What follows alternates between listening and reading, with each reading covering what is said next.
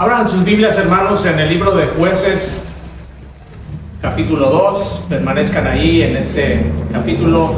Vamos a ir poco a poco estudiando este capítulo que trae mucha enseñanza para nosotros.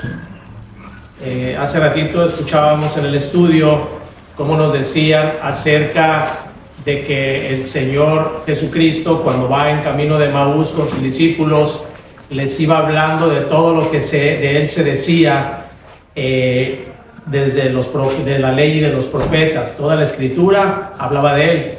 Y muchas veces, cuando nosotros leemos el libro de Jueces, hay escenas, historias tan crueles, tan dramáticas, que a veces nos preguntamos nosotros, ¿dónde está Cristo aquí en este libro? Hay libros en los que nosotros, al leerlo, no podemos entender dónde está Cristo. Sin embargo, nuestro Señor Jesucristo dijo que de Él se hablaba en todos los libros, y el libro de Jueces, de hecho, es un libro que trae mucha enseñanza que nos lleva al conocimiento de Cristo. Así que esta mañana, hermanos, vamos a estudiar, a meditar en este capítulo del libro de Jueces y ver cómo Cristo está ahí en ese libro también. En este punto de la historia que se narra en este capítulo, en este libro en específico, el pueblo de Israel ha visto muchos milagros.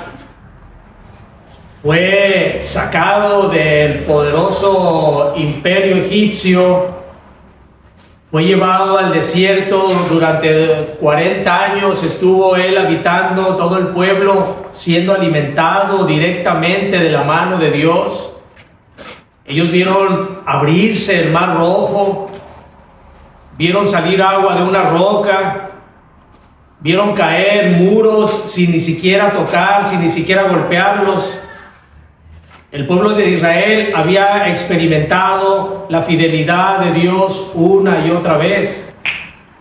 Así que la lógica en nuestra mente humana diría que el pueblo tenía que haber actuado con la misma fidelidad que Dios había actuado. Sin embargo, no era así, porque es precisamente en este momento del libro de los Jueces que Israel se encontraba en una ruina profundamente espiritual. Y esto no ocurría porque Dios haya fallado y los haya decepcionado. Dios siguió manteniéndose fiel a su pacto, pero ellos olvidaron a Dios. El libro de Jueces está lleno de historias impactantes, de batallas épicas, de héroes impresionantes como Sansón, de actos valerosos, de tragedias denigrantes. Pero el hecho que más impacta en el libro de Jueces y que nos conmueve es que Israel se olvidó de Dios. El pueblo de Israel sacó de su memoria a Dios. Y es ahí entonces cuando comienza el descenso del pueblo de Israel. Pero este descenso no fue de un solo golpe, no fue de un día para otro. Este descenso ocurrió poco a poco. Primero el pueblo comenzó a tolerar lo que Dios había prohibido. Después comenzaron ellos a convivir con el pecado. Para después ellos comenzaron a justificar todo lo que ellos hacían. Y finalmente abrazaron aquello que Dios les había prohibido que abrazaran. Y esto fue hasta que llegaran al punto donde ya no pueden distinguir lo santo de lo profano. Pero aquí está lo más fuerte, hermanos, porque no hubo nadie en el pueblo que se levantara a detener la apostasía. Ninguno percibió la gravedad de la situación en la que se encontraba. No había quien lamentara aquella situación espiritual, aquella condición en que se encontraran, hasta que les llegó la tragedia. Y esto ocurre, hermanos, porque cuando el corazón se enfría, la conciencia también se adormece, se cauteriza, como dice la Escritura. Pero nosotros podemos preguntar, ¿cómo llegó el pueblo de Israel hasta ese punto? Cómo un pueblo que vio tantos milagros terminó viviendo en la derrota. Cómo un pueblo que escuchó constantemente la voz de Dios terminó siguiendo ídolos. Esto no fue de repente, como comentábamos, no fue un accidente. Fue un proceso silencioso, un proceso progresivo, pero un proceso muy peligroso. Esto comenzó con algo mucho más sutil y mucho más común. Comenzó con el olvido. Un día el pueblo de Israel dejó de recordar aquellas obras que Dios había hecho con ellos. Dejó de enseñar, dejó de transmitir a sus hijos las obras maravillosas que había hecho Dios también. Y como consecuencia de eso, dejaron de obedecer la voz de Dios. Y cuando ellos se dieron cuenta, ya era demasiado tarde, porque Dios ya no era el centro de sus vidas, ya no era parte de sus vidas. La predicación de esta mañana la he titulado El peligro de olvidar a Dios. Y en este pasaje vamos a ver 5 verdades que nos muestran el ciclo de la caída del pecado y del rescate por parte de Dios. Y yo espero, hermanos, es mi petición al Señor, que al meditar en estas verdades nos haga preguntarnos honestamente si nos estamos olvidando de Dios. Vamos a orar para poner en manos del Señor nuestra predicación. Bendito Padre, te damos gracias, Señor, por esta mañana que nos has traído a este lugar. Dándote, Señor, las gracias porque eres bueno, porque eres fiel. Y queremos pedirte, Señor, que nos abras nuestro entendimiento para poder ver aquello que tienes para nosotros en esta mañana.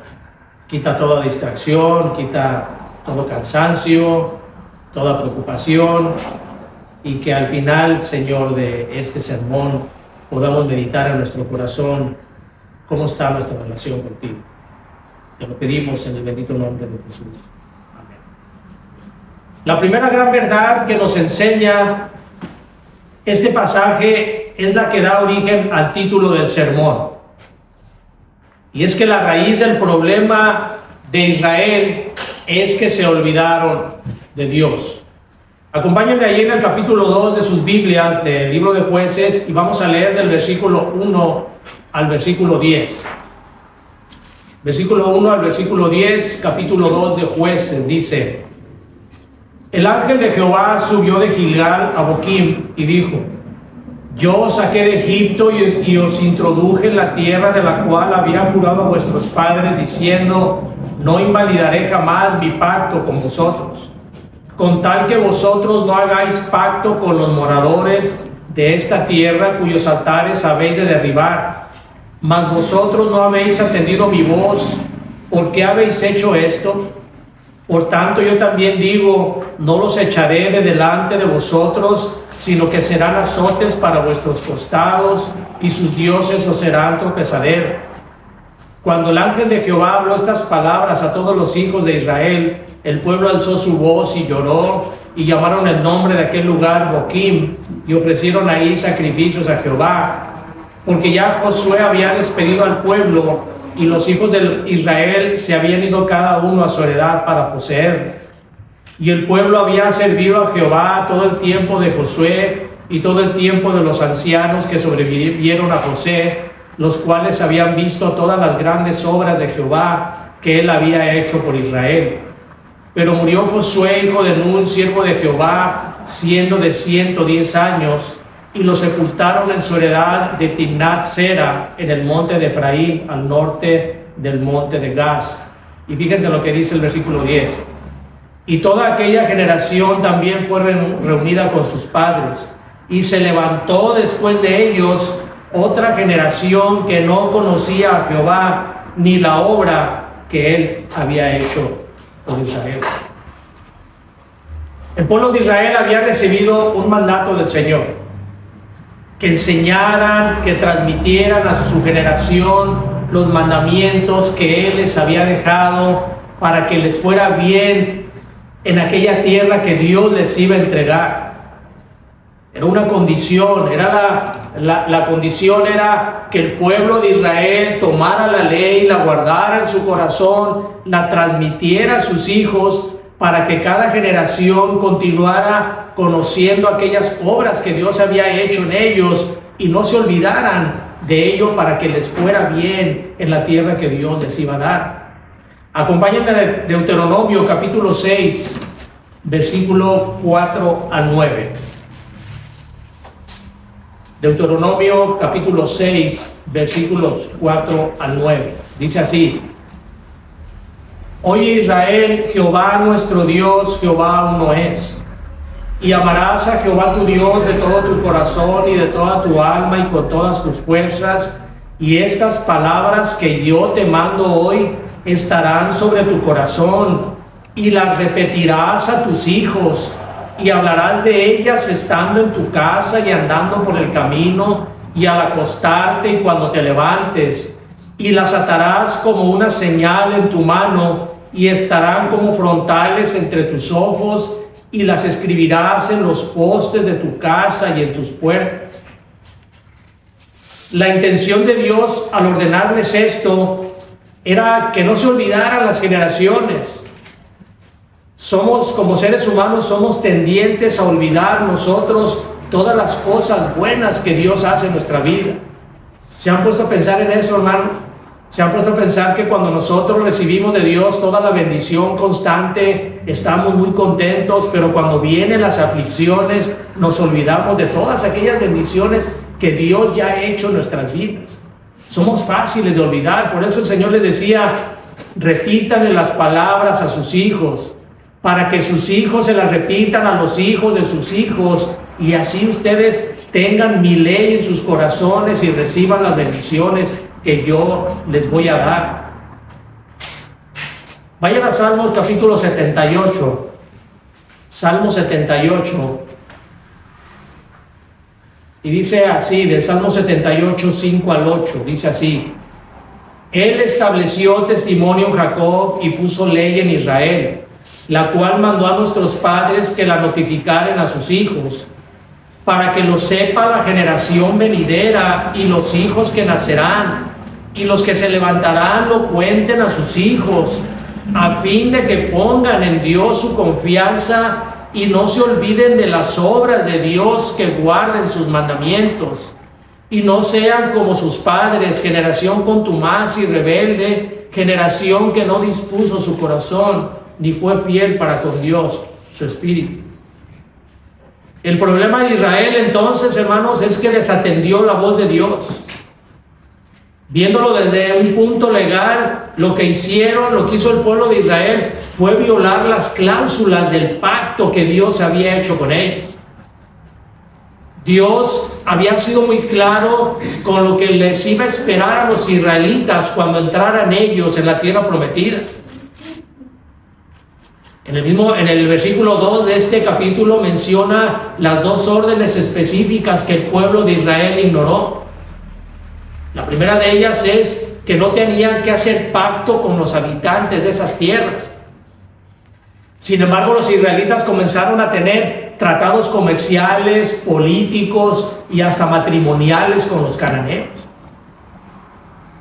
La segunda de estas ordenanzas que Dios les había dado era que tenían que derribar sus altares, los altares que tenían estas tribus a los ídolos falsos a los cuales les rendían culto. Pero en lugar de eliminar los cultos de los dioses paganos como Baal, Astarot y una infinidad de ídolos que ellos tenían, no solo los permitieron, sino que también ellos terminaron usando esos altares, terminaron adorando. Y esto es porque Israel quiso obtener lo mejor de los dos mundos: la bendición de la tierra que Dios les dio, pero seguir manteniendo las prácticas y las amistades de los pueblos paganos. El clamor que hace Dios en este versículo: ¿por qué habéis hecho esto?, es un reproche al pueblo por la falta de gratitud hacia Dios de haberlo sacado del pueblo de Egipto. Los beneficios que los israelitas tomaron del mundo que les ofrecía, los llevaron a olvidar las obligaciones que tenían de enseñar a sus hijos quién era el Dios que los había sacado de Egipto, de la esclavitud. Quién era aquel Dios que había hecho grandes portentos para llevarlos a la tierra de la cual fluía leche y miel. Hubo una falta de discipulado de los israelitas en sus hogares. No transmitieron la palabra de Dios a sus hijos. Como consecuencia, toda la nación estaba en el mismo camino. Nadie transmitía ya a sus hijos la palabra de Dios. Tenían la ley, pero no la transmitían. Es como en aquellos hogares donde tienen una Biblia, pero nunca la abren y nunca la enseñan a sus hijos. Los hijos van creciendo, conociendo alguna religión, pero crecen sin conocer a Dios. Se les van enseñando tradiciones. Estamos ahorita en una época de tradiciones, hermanos. Y vean ustedes el tipo de tradiciones que hay. Tradiciones contrarias completamente a la Escritura. Y los hijos ya no entienden o no conocen lo que es Dios, porque las tradiciones no transforman los corazones. Es solamente Cristo el que puede revelarnos verdaderamente al Padre. Juan 17:3, vayan ahí a Juan 17:3.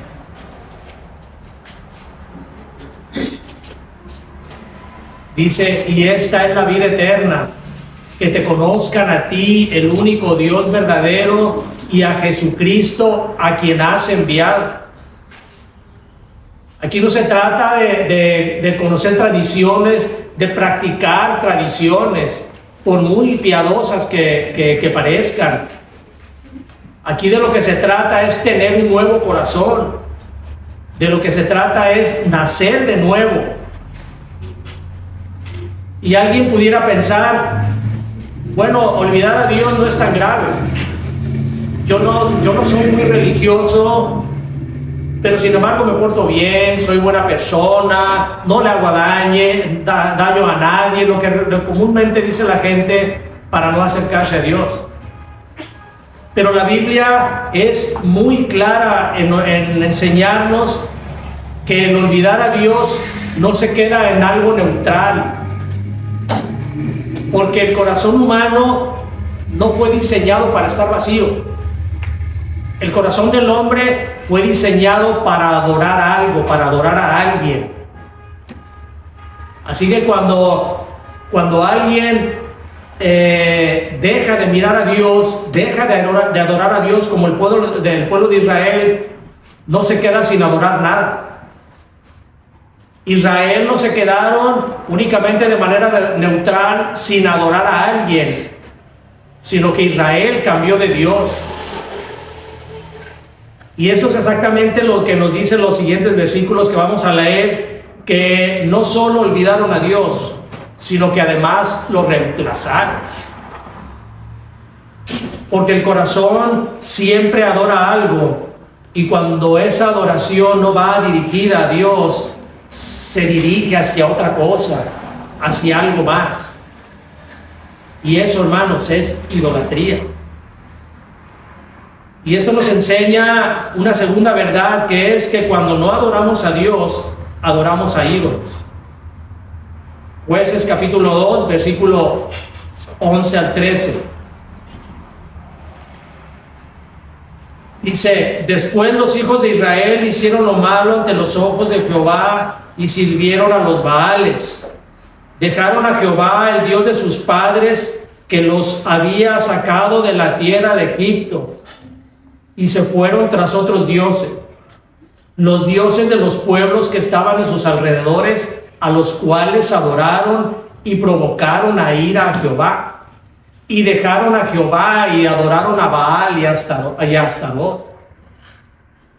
Así que el pueblo de Israel no se conformó únicamente con olvidar a Dios, sino que además se fueron a adorar a los ídolos de aquellos pueblos, ídolos de los cuales el Señor les había dicho que eran ídolos mudos, que no tenían ningún poder. Pero ellos fueron y los adoraron. Israel no dejó de adorar. Lo único que hizo es que cambió de objeto de adoración. Romanos capítulo 1, versículos 21 al 25. Dice así: pues habiendo conocido a Dios, no le glorificaron como a Dios, ni le dieron gracias, sino que se envanecieron en sus razonamientos, y su necio corazón fue entenebrecido. Profesando ser sabios, se hicieron necios, y cambiaron la gloria del Dios incorruptible en semejanza de imagen de hombre corruptible, de aves, de cuadrúpedos y de reptiles. Por lo cual también Dios los entregó a la inmundicia en las concupiscencias de sus corazones, de modo que deshonraron entre sí sus propios cuerpos, ya que cambiaron la verdad de Dios por la mentira, honrando y dando culto a las criaturas antes que al Creador, el cual es bendito por los siglos. Amén. Dios les había dado claramente un mandamiento en la ley moral, escrita en las tablas de piedra que Moisés bajó del monte del Sinaí, que encontramos en Éxodo capítulo 20. Claramente el segundo mandamiento, Dios les había dicho: no tendrás dioses ajenos delante de mí. Sin embargo, el pueblo de Israel había olvidado todo eso. Completamente estaba perdido en la apostasía, porque nunca se preocupó por transmitirle a sus hijos los mandamientos de Dios, los mandamientos eternos, la ley moral de Dios. El teólogo Juan Calvino, en su obra La institución de la religión cristiana, dice que el corazón humano es una fábrica de ídolos. Y así como los israelitas estuvieron rodeados de ídolos, así también nosotros, hermanos, estamos viviendo en un mundo que nos ofrece muchos ídolos. Y nada más para entender esto, un ídolo es todo aquello que nos aparte de Dios. No tiene que ser un mono, no tiene que ser un artista. Todo aquello que nos aparta de Dios es un ídolo. Algo que controla tu tiempo, tus emociones, tus decisiones. Es como, por ejemplo, un celular. Un celular es una herramienta, pero también es un ídolo. Porque si controla tu tiempo, tus emociones, tus decisiones, ya no es una herramienta, ya se convierte en un Dios para ti. Te controla, te guía, te va llevando. Hace unos días salió una noticia acerca de los padres de una niña que demandaron a la compañía Meta. Meta es la compañía que tiene las redes sociales como Facebook, Instagram, no sé si también TikTok, pero todo ese tipo de reglas de sociales, ¿cómo le llaman? Las redes sociales, de redes sociales. Y en la demanda que ellos interponían, decían que porque su niña, que ya era una jovencita, desde pequeñita, desde los 9 años, le habían dado un teléfono, se había comenzado a meter a esas redes sociales y se había enviciado tanto que a la edad que ella tenía, ya siendo una adolescente, ya no podía soltar ese teléfono, y aparte tenía problemas psicológicos. Ganaron la demanda, les van a pagar. Bueno, está en proceso, porque Meta arguía y decía: nosotros no somos culpables, tú por qué le diste el teléfono. Y es cierto, hermano, nosotros debemos de ser responsables nosotros mismos, no de las cosas que nosotros tenemos. Me viene ahorita a la mente una situación de uno de nuestros hijos cuando estaba chiquito. Le compramos un videojuego hace tiempo y comenzó a jugar, y en una ocasión comenzó a jugar cada vez más y más, y en una ocasión le dijimos: oye, ¿por qué estás jugando tanto? Y la respuesta de él, siendo pequeñito, nos dijo: porque ustedes nunca me lo han impedido. Y tenía razón. La obligación era de nosotros impedirle que siguiera estando, que tomara tanto tiempo jugando con ese videojuego. Así que el mundo está lleno de ídolos. Sin embargo, hay una respuesta para ellos, y esa respuesta es Cristo. Porque Cristo no únicamente nos quita los ídolos, sino que Cristo se convierte en nuestro mayor tesoro, Él es el tesoro escondido, la perla de gran precio, de la que nos habla Mateo capítulo 13. Cristo es la solución únicamente que nos puede llevar a quitarnos eso que nos ha arrastrado. Así que debemos de preguntarnos, hermanos, ¿hay algo que en este momento ocupe mayor lugar en su vida que Dios? Porque aquello que usted más ama es aquello a lo que usted adora. Israel pensó que podía abandonar a Dios, servir a otros dioses y aún así vivir en paz. Pero eso no es posible, porque hay una verdad bíblica que no cambia. Gálatas capítulo 6, versículo 7 dice: no os engañéis, Dios no puede ser burlado, pues todo lo que el hombre sembrare, eso también segará. Y aquí viene algo que a nosotros no nos gusta escuchar, porque a nosotros nos gusta escuchar del amor de Dios, nos gusta escuchar de su gracia, pero no nos gusta escuchar de las consecuencias del pecado. Y eso le pasó a Israel, porque en ese momento Dios hace algo que, aunque parece duro, es en realidad justo y además necesario.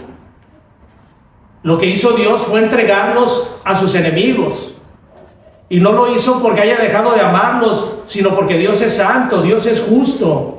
Dios no puede tolerar, no puede pasar por alto el pecado.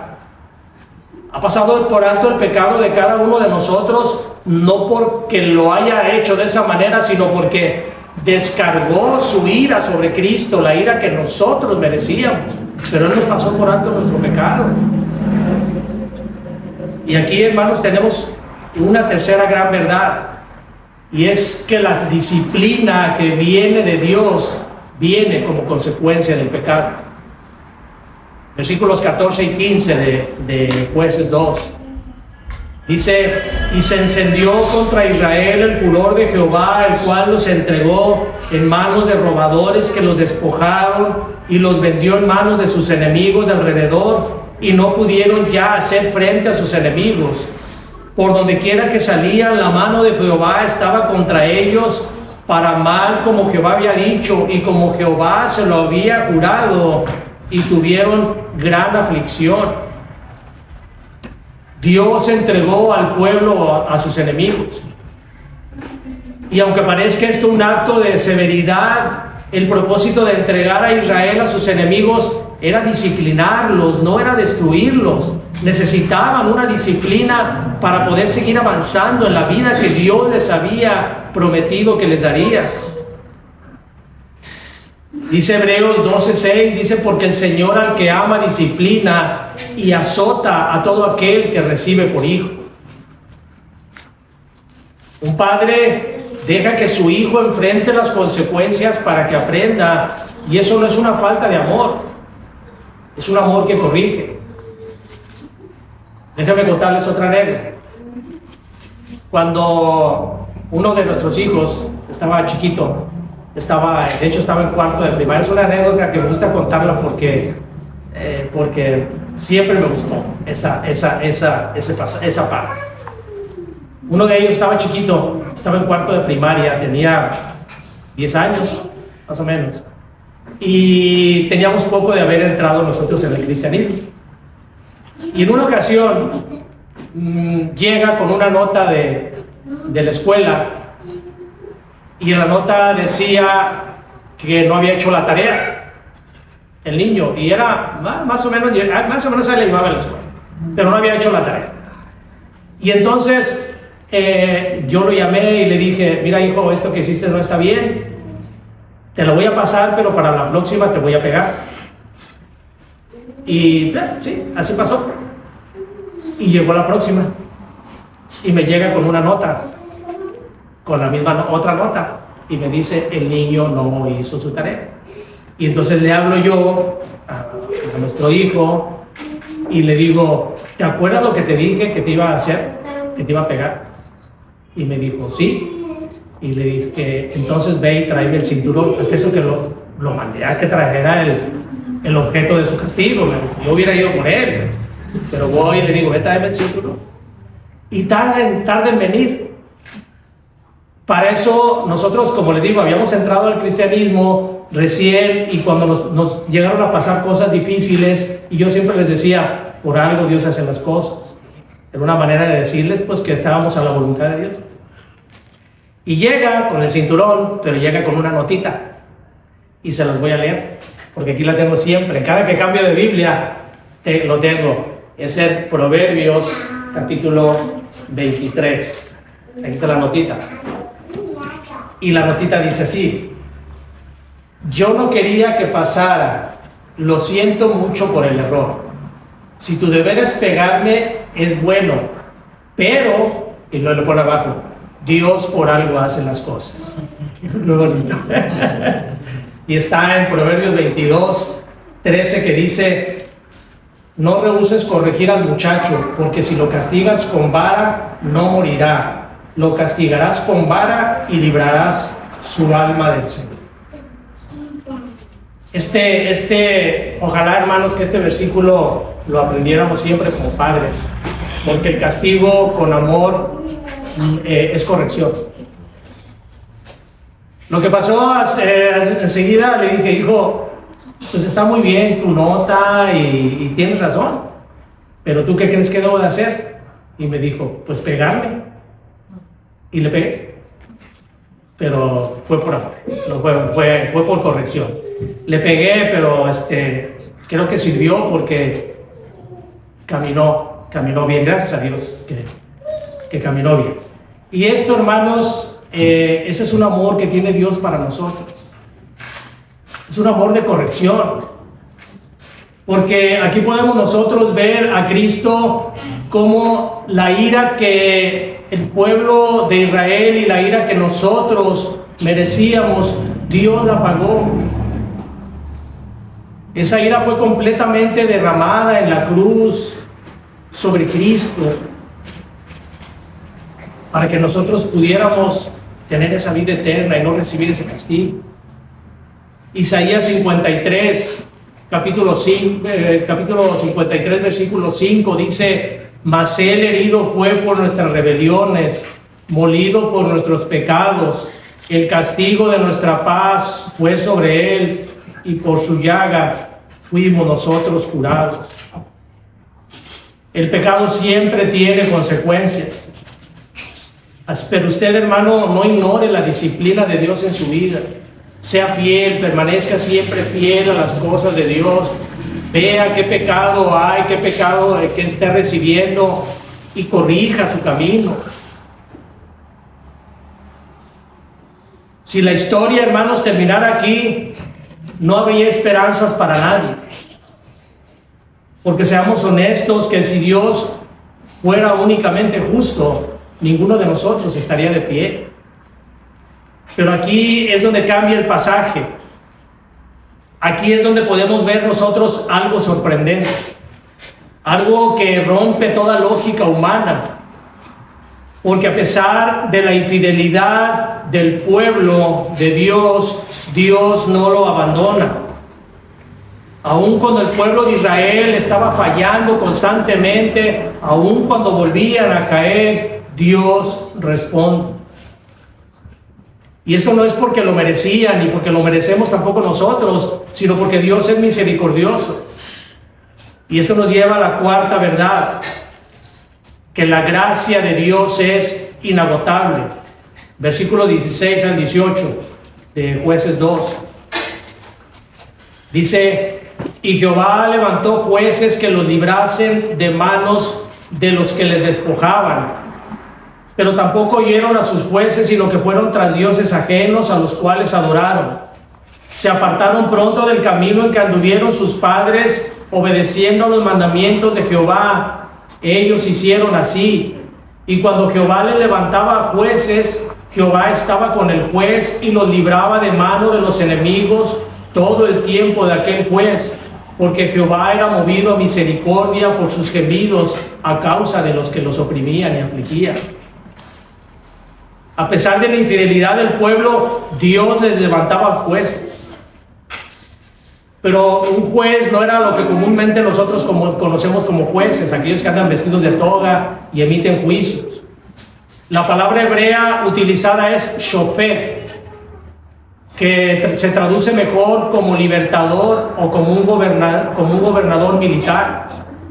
Esa era la función del juez. Un juez era un hombre elegido por Dios, un hombre guiado por el Espíritu de Dios para liberar al pueblo. Y esto, hermanos, se llama la gracia soberana. Es la misericordia de Dios en acción sobre su pueblo. Porque Dios es misericordioso. Su misericordia no tiene límites. Dice Efesios capítulo 2, versículo 4 al 5, pero Dios, que es rico en misericordia, por su gran amor con que nos amó, aun estando nosotros muertos en pecados, nos dio vida juntamente con Cristo. Por gracia sois salvos. En el libro de Lamentaciones, capítulo 3, versículo 22, nos dice que las misericordias de Dios son nuevas cada mañana.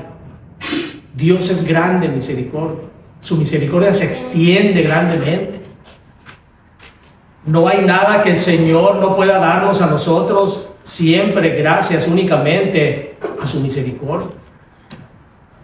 Es como un padre que constantemente tiene que estar rescatando a su hijo del peligro. Hay una veladora, el niño corre a quererla tocar y el padre lo trae. El niño vuelve a correr otra vez y el padre lo vuelve a traer. A veces permite que el niño tome algún riesgo, pero para que entienda el niño las cosas que no deben hacer. Y esto es gracia, esto es una gracia permanente de parte de Dios. Pero esto, hermanos, no termina ahí. Desgraciadamente no termina ahí. Porque nosotros pudiéramos esperar que el pueblo de Israel, habiendo experimentado tanta gracia, cambiara para siempre. Esperaríamos que el pueblo dijera, ahora sí voy a obedecer, ahora sí vamos a ser fieles. Pero no, volvían a caer. Y no solo eso, sino que el pasaje dice que se corrompían aún más. ¿Y por qué pasaba esto? Porque la gracia externa, sin una transformación interna, no puede romper el ciclo del pecado. Necesita de haber una transformación del corazón para romper ese ciclo. Vayan ahí mismo al capítulo 2. Capítulo 2, versículo 19 al 23. Dice, mas acontecía que al morir el juez, ellos volvían atrás y se corrompían más que sus padres, siguiendo a dioses ajenos para servirles e inclinándose delante de ellos, y no se apartaban de sus obras ni de su obstinado camino. Y la ira de Jehová se encendió contra Israel y dijo, por cuanto este pueblo traspasa mi pacto que ordené a sus padres y no obedece a mi voz, tampoco yo volveré más a arrojar de delante de ellos a ninguna de las naciones que dejó Josué cuando murió, para probar con ellas a Israel si procurarían o no seguir el camino de Jehová andando con él como lo siguieron sus padres.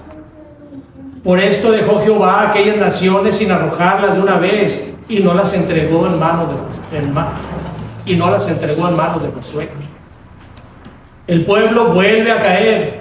Moría el juez y el pueblo caía. Volvían a clamar, volvía el Señor a extender su misericordia y eran castigados y otra vez volvía a caer. E incluso cada vez iban haciendo lo peor.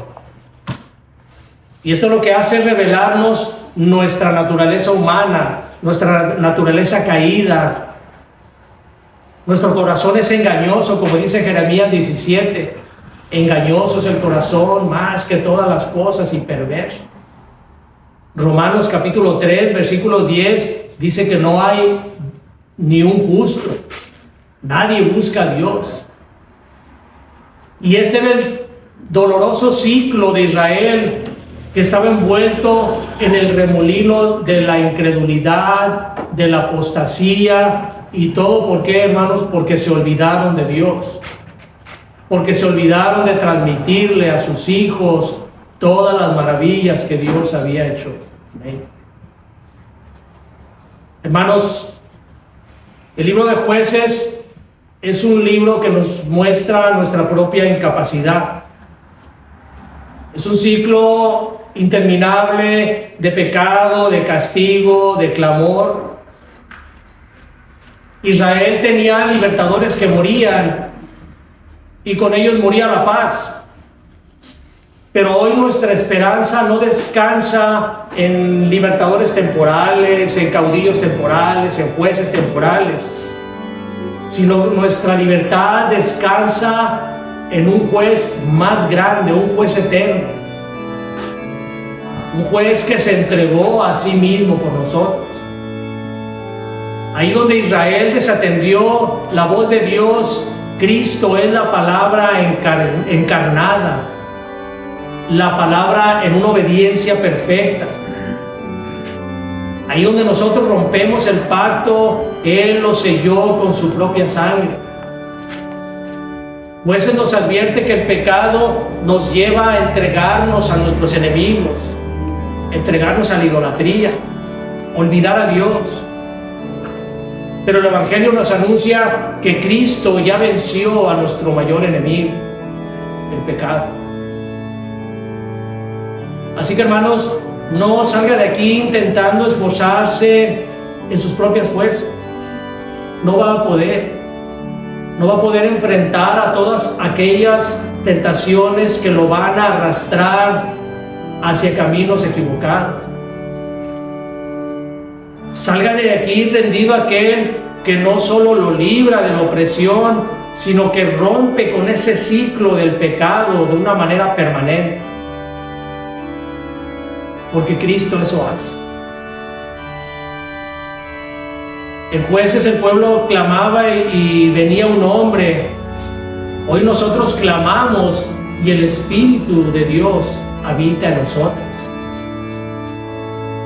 Nuestra fidelidad, hermanos, tiene que ser constante hacia Dios. Y aún así, la victoria a nosotros no depende de nuestra fidelidad, sino de la fidelidad inquebrantable de nuestro bendito Salvador Jesucristo.